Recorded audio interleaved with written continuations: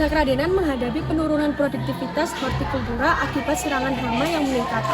Penggunaan pestisida kimia yang terus-menerus membuat tanah keras, mengurangi biodiversitas, dan berpotensi membahayakan kesehatan. 20-70% petani di wilayah ini masih bergantung pada pestisida kimia. Indonesia menggunakan sekitar 19.000 ton pestisida kimia per tahunnya. Secara global, FAO mencatat 2,7 juta kasus keracunan pestisida setiap tahunnya. Lokasi kami melaksanakan service learning yaitu di Desa Kradenan. Alasan kami memilih lokasi di Desa Kradenan yaitu karena warga Desa Kradenan memiliki rasa antusiasme yang tinggi terhadap alternatif ramah lingkungan, dan wilayah tersebut juga relevan dengan pembelajaran kami yaitu healing art.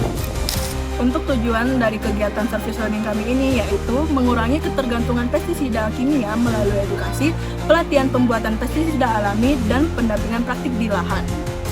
Nah, untuk kegiatan ini selaras dengan UAP keempat yaitu Caring for Our Common Home sebagai upaya nyata merawat bumi melalui pertanian yang ekologis.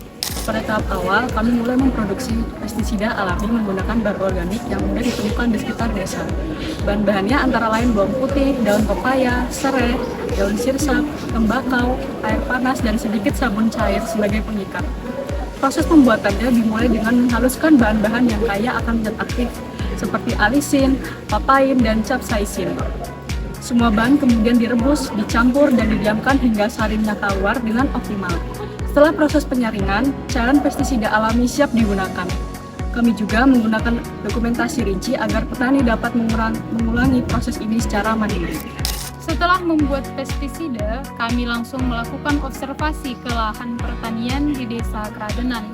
Kami melihat jenis hama yang menyerang tanaman, kerusakan pada daun, dan kebiasaan petani memakai pestisida kimia. Kami juga mencatat beberapa banyak petani yang masih tergantung pada pestisida kimia. Selain itu, kami berbicara dengan beberapa petani untuk memahami masalah yang mereka hadapi setiap hari. Hasil observasi ini menjadi dasar bagi kami untuk menentukan bentuk edukasi dan jenis pestisida alami yang akan kami buat. Kami mengadakan kegiatan edukasi di balai desa untuk menjelaskan perbedaan pestisida kimia dan alami, termasuk dampaknya pada tanah dan kesehatan. Warga sangat antusias dan banyak bertanya. Setelah itu, kami melakukan praktik langsung ke lahan. Para petani mencoba mencampurkan pestisida alami dan menyemprotkannya ke tanaman cabai dan sawi yang sering diserang ulat. Selama praktik, kami mendampingi mereka dan menunjukkan cara menyemprot yang benar agar pestisida alami bekerja secara efektif. Nah, selama pelaksanaan kegiatan, kami menghadapi beberapa tantangan. Pertama, waktu observasi.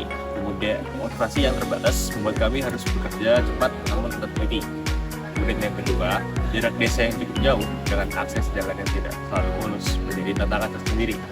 Kemudian yang ketiga, kondisi cuaca yang sering berubah menyulitkan kami saat praktik penyemprotan di lahan. Nah, namun kami menemukan solusi. Kami melakukan pembagian tugas yang efektif agar observasi dapat selesai dengan tepat waktu. Kita menjadwalkan ulang kegiatan saat cuaca kurang mendukung. Kami juga menyiapkan materi digital agar edukasi tetap bisa dilanjutkan walaupun cuaca menghambat kegiatan di lapangan. Nah, setelah berkegiatan langsung, kelompok kami itu ada beberapa pencapaian utama, yaitu warga di desa tersebut itu berhasil membuat pestisida alami sendiri, yaitu menggunakan bawang putih, daun pepaya, daun sirsak, tembakau, serai, dan sedikit sabun cuci piring ya, seperti yang kami ajarkan kemarin. Lalu observasi ini tuh menunjukkan bahwa penurunan hama dan serangga itu sekitar 20-30% dari pemantauan kami. Setelah itu, edukasi ini mendorong warga mulai mengurangi pestisida kimia dan beralih ke cara yang lebih ramah lingkungan, seperti membuat pestisida sendiri. Menurut kelompok kita itu, dampak kegiatan ini tuh emang udah mulai terasa banget di masyarakat, karena kan para petani sekarang itu udah mulai sadar tentang bahaya atau resiko dari pestisida dari bahan kimia, dan juga tuh mereka sekarang udah mulai beralih ke pestisida dari bahan alami yang lebih aman, terus murah, dan juga lebih efektif. Terus selain itu juga bisa menjaga tanah Dan langkah ini juga membantu mempertahankan mikroorganisme karena kan untuk pertanian itu mikroorganisme itu harus seimbang gitu. Terus masyarakat juga mulai merubah pola pikir dan lebih terbuka pada praktik pertanian yang ramah lingkungan.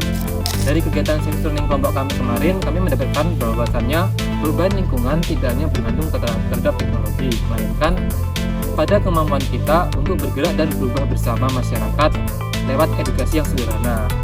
Kami kemarin mengambil 2 pelajaran penting, yaitu yang pertama adalah tanggung jawab moral, yaitu menjaga alam dan memastikan keadilan ekologis bagi anak cucu kita. Lalu yang kedua yaitu menghayati nilai Ignatian, yaitu melihat Tuhan dalam segala hal dan langsung terlibat aktif dalam merawat bumi. Demikian laporan kegiatan service learning kami. Semoga hasil ini bermanfaat bagi masyarakat dan menginspirasi banyak orang agar tergerak merawat. Terima kasih